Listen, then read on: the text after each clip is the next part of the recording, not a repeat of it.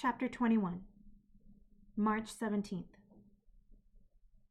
By the time I fell asleep last night, I knew what I was going to have to do today.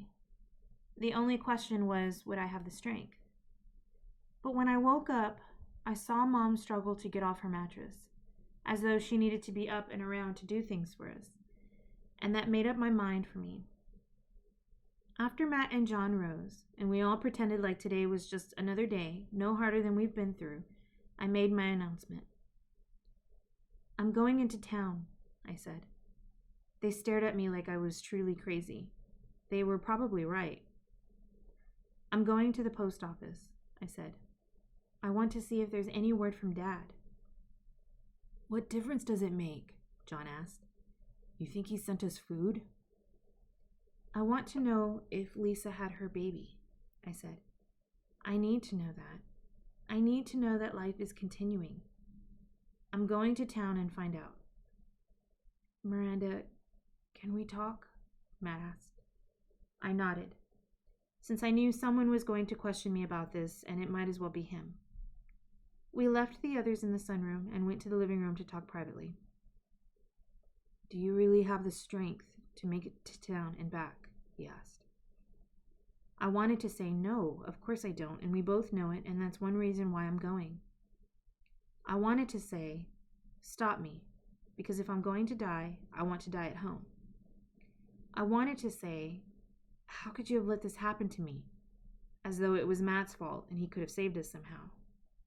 None of which I said. "I know it's crazy," I said instead, "but I really need to know if Lisa had the baby. I feel like it's okay for me to die if she did. And maybe the post office is open and maybe there is a letter. How much longer can I last anyway? A week? 2? I'm willing to lose a few days for peace of mind. You understand that, don't you?" "But if you can, you will come back," he said after a long pause. "I hope I can," I said. "I'd rather be here. But if I can't, that's okay too." "What about Mom?" he asked. "I've thought about that," I said. "I think this is actually better for her. If I don't come back, she can always have hope that I'm okay. I don't want her to see me die, and I don't know that I can outlive her. This is really best, Matt. I thought about it a lot, and this is the best." Matt looked away. "I'm sorry," he said. "But what about the skis? John's going to need them after we're gone." Well, that was it, wasn't it? I was leaving home to give Johnny just a little better chance. We were starving ourselves to give Johnny just a little better chance. If I really wanted him to have that chance, then I'd better accept that this casual stroll to town was meant to kill me. In which case, I didn't need the skis. "I'll leave them behind," I said. "Tell John they'll be behind the oak tree and he should get them right after I leave. But don't tell Mom unless she asks. Let her think I'm coming back, okay?" "You don't have to do this," Matt said. "I know," I said, and kissed him goodbye. "And I love you and Johnny and Mom more than I ever knew. Now let me go in and say goodbye while I still have the nerve." So I did. Mom was so weak, I don't think she really understood what was going on. She told me to get back before dark, and I said I would. John looked like he had 1,000 questions, but Matt wouldn't let him start. I kissed him and Mom and told them to leave a light on for me, like that had any meaning. I rammed a pen and one of the blue books into my coat pocket. Then I went to the front door and picked up Dad's shoes, skis, and poles, and walked to the road. When I got to the oak tree, I carefully placed everything where no one from the road could see them. Then I started the walk to town. I wanted desperately to turn around, see the house, say goodbye, but I didn't let myself. I was scared that if I allowed myself that moment of weakness, I would race back in, and what good would that do any of us? Did I really need to be alive on my birthday? Did I even want to be if Mom died between now and then? So I kept my eyes straight ahead and began the journey. For the first mile, footing wasn't too bad.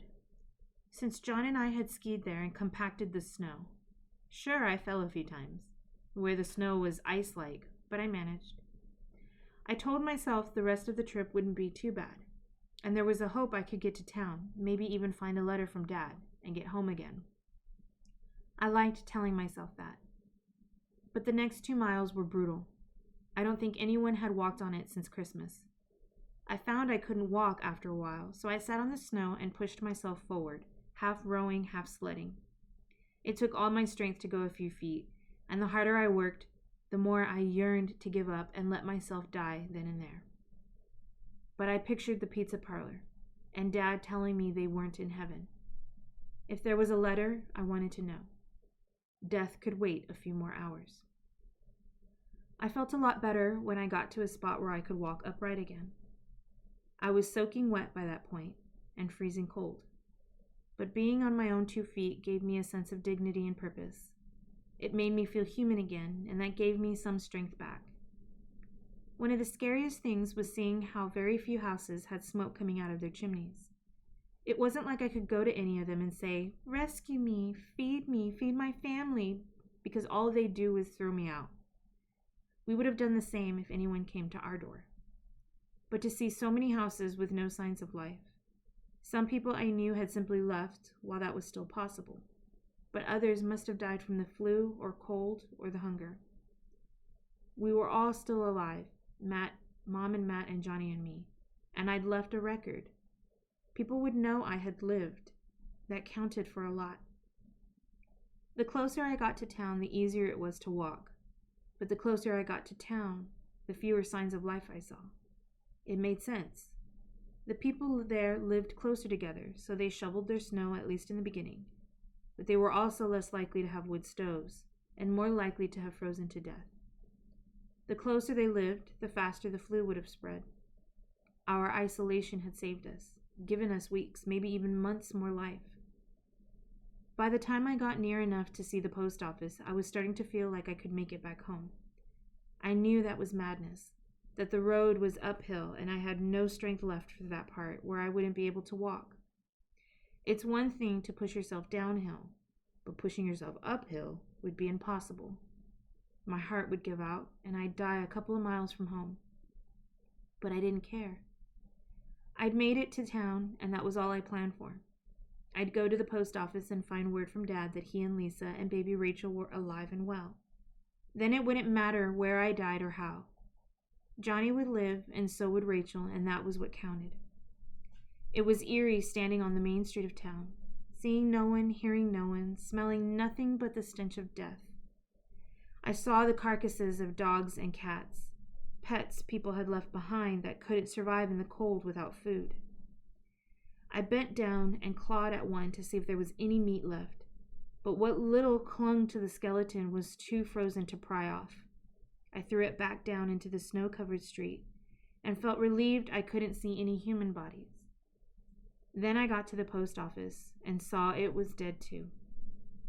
I felt such despair. It was probable the post office had never reopened since that last day Matt had worked there. Any fantasy I'd had that the reason I'd left the sunroom was to find a letter from Dad floated out of me. I'd gone to town to die. There was no point going home, forcing the others to watch that happen. I sank onto the ground. What was the point? Why should I even try to get back to the house? The kindest thing I could do would be to stay where I was and let the coldness kill me. Mrs. Nesbit had known how to die. Couldn't I learn that from her? But then I saw a glimpse of yellow. My world has been nothing but shades of gray for so long that the yellow almost hurt my eyes. But something was yellow. I remembered yellow as the color of sun. I'd seen the sun last July. It hurt to look straight at it, and it hurt to look at this new burst of yellow. It wasn't the sun. I laughed at myself for thinking it might be. It was a sheet of paper dancing in the crosswinds down the street. But it was yellow. I had to have it. I forced myself to stand up and chase the piece of paper. It taunted me with its dance, but I outwitted it and with all my remaining strength put my foot over it and pinned it to the sidewalk. I bent down and felt the world swirling around me as I picked it up and stood straight. Just holding it made me excited. There were words. This was a message. Someone sometime had said something, and now I would know what it was. City Hall, open Fridays, 2 to 4 p.m. There was no date, no way of knowing when it had been posted or why, but the words told me where to go. I had nothing to lose. Any dreams I might have had died with the post office. If the city hall were closed also, it made no difference. So I began the walk to City Hall. It was only a couple of blocks away from the post office. I looked at my watch and saw I had half an hour before it would close, assuming it was even open. But when I got there, the door was unlocked and I could hear voices. "Hello?" I said, proud of myself that I remembered the word. "Come on in," a man said. He opened an office door and waved me in. "Hi," I said, like this was the most normal thing in the world. "I'm Miranda Evans. I live on Howell Bridge Road." "Sure," he said. "Come in. I'm Mayor Ford, and this is Tom Danworth. Pleased to meet you." "You too?" I said, trying to believe that this wasn't a dream. "Come here to sign up for your food?" Mayor Ford asked. "Food?" I said. "I can give food?" It had to be a dream. "See?" Mr. Danworth said. "That's why we're not getting many takers. Nobody knows." "A lot of death up Howell Bridge Way," Mayor Ford said. "No reason to go out there. How many in your family, Miranda?" 4, I said. "My mom and brothers had the flu, but they all lived. Can I get food for them too?" "We'll need a witness they're still alive," the mayor said. "But everyone's entitled to 1 bag of food a week. That's what we've been told, and that's what we're doing." "The program's been going on for 4 weeks now," Mr. Danworth said. "So this young lady is entitled to at least 4 bags. If it was a dream, I didn't want to wake up. "Tell you what," the mayor said. "Wait until 4 when we officially close, and Tom here will take you home on the snowmobile. You and your 4 bags, that is. And he'll check out your story and if what you say is true. Then next Monday we'll send someone out to your home with food for the rest of your folk. Monday's delivery day. How does that sound?" "I don't believe it," I said. "Real food?" The mayor laughed. "Well, not gourmet," he said. "Not like we used to get at McDonald's, but canned goods and some box stuff. Nobody's been complaining." I didn't know what to say. I just walked over to him and hugged him. "Skin and bones," he said to Mr. Danworth. "Guess you got here just in time." We waited around for the next 15 minutes, but no one showed up. Finally, the mayor told Mr. Danworth to get the 4 bags from the storage room and take them to the snowmobile. I longed to go through the bags, see what kind of wonders were inside them, but I knew that would only slow things down. Besides, what did it matter? It was food. 4 bags of food. For a whole week, we wouldn't be hungry. What had taken me 3 hours was a 20-minute trip in the snowmobile. It felt like flying, watching the houses whiz by. Mr. Danworth drove the snowmobile right to the sunroom door. The noise had obviously startled everybody because they were all standing by the door when I knocked. "Well, I guess you were telling the truth," Mr. Danworth said. "I definitely see 3 people here, and they all look mighty hungry." "I'll help you bring in the bags," I said. But it was incredibly important to me to do that, to be the one bringing in the food that was going to save us. "Fair enough," he said, "but let me help." He ended up carrying in 3 bags to my 1, but it didn't matter. Then he gave Mom a piece of paper to sign, saying there were 4 of us in need of food. "We'll be back on Monday," he said. "I can't guarantee you'll get all 12 bags you're entitled to, but we should manage 7, 3 for this week and 4 for next. After that, you can count on 4 bags a week, at least until you hear otherwise." Mom was sobbing. Matt managed to shake Mr. Danworth's hand and thank him. John was too busy pouring through the bags and holding things up for all of us to see. "You take care," Mr. Danworth said. "The worst is over. You made it this far. You'll make it all the way." "Can we have supper tonight?" John asked after Mr. Danworth left. "Please, Mom, just this once." Mom wiped away her tears and took a deep breath and smiled. "Tonight we eat," she said, "and tomorrow and Sunday we'll eat." We had sardines and mushrooms and rice for supper.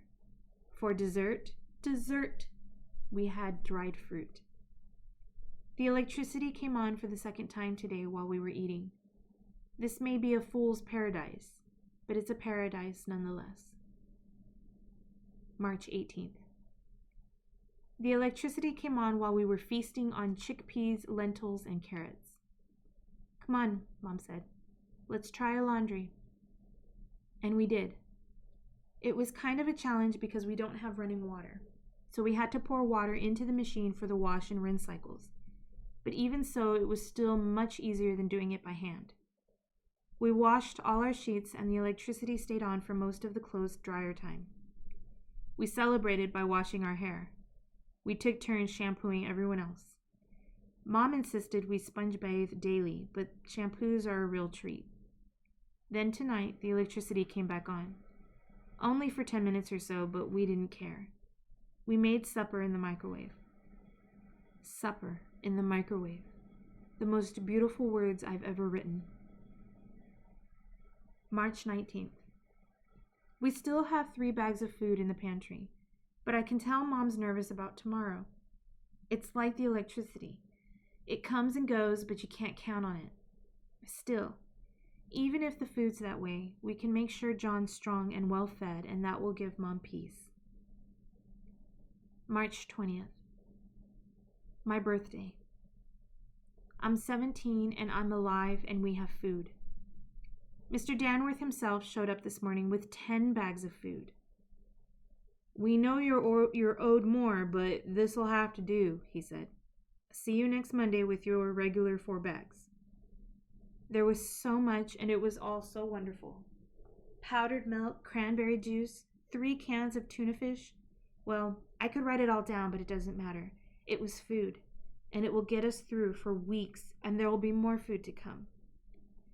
Because it was my birthday, Mom let me decide what we were going to have. I found a box of macaroni and cheese. It was as close to pizza as I could get. There's still so much we don't know. We can only hope Dad and Lisa and baby Rachel are alive. Grandma too. Sammy and Dan and all the other people we knew who left here. The flu was all over the U.S., probably all over the world. We were lucky to survive that. Most people weren't. The electricity comes and goes, so we don't know when we'll be able to depend on it. We have firewood for a while yet, and Matt is getting stronger. He walked up 10 stairs today, and only Mom's insistence kept him from climbing them all. There's plenty of snow outside, so we're okay for water. The sky is still gray, though, and even though the temperature's been above 0 for a week now, 20 degrees still feels balmy. But today isn't a day to worry about the future. Whatever will happen, will happen. Today is a day to celebrate. Tomorrow there will be more daylight than night. Tomorrow I'll wake up and find my mother and my brothers by my side, all still alive, all still loving me. A while ago, Johnny asked me why I was still keeping a journal, who I was writing it for.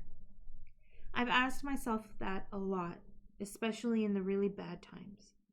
Sometimes I've thought I'm keeping it for people 200 years from now, so they can see what our lives were like. Sometimes I've thought I'm keeping it for that day when people no longer exist, but butterflies can read.